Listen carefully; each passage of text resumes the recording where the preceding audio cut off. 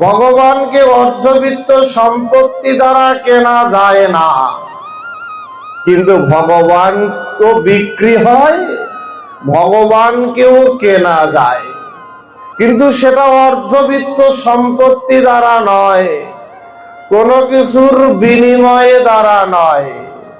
ভাগবত বলছে একটা জিনিস দ্বারা ভগবান আমাদের হতে পারে, সেটি কি? সেটি হলো শুদ্ধ ভালোবাসা। ভগবান ভালো খাওয়া ভালো পড়ার অভাবে থাকেন না, তার একটা জিনিসের বড় অভাব, সেটি হলো ভালোবাসার অভাব। গীতায় ভগবান বলছে, মনময়া ভগবত ভক্ত বজ্জামি মাং নমস্কুরু। তোমার মনটা আমায় দাও, আমি তোমার হব। তুমি ভক্ত হও, আমি তোমার হব।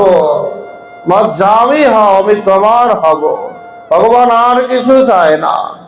অখিল বিশ্ব ব্রহ্মাণ্ডের যিনি অধিপতি, সেই ভগবান ভাগবতে দেখিয়েছেন শিক্ষা স্বরূপে। তিনি বালক গোপাল রূপে ভক্তের বাড়িতে হাত পেতে বসে আছে। ভালো খাওয়া ভালো করার জন্য নয়, আপেল কমলা দধি দুগ্ধ নলি ছানা ঘি মাখনের জন্য নয়। কিসের অভাব? মানুষ মানুষের বাড়ি হাত পাতে কখন? যখন তার কিছু থাকে না।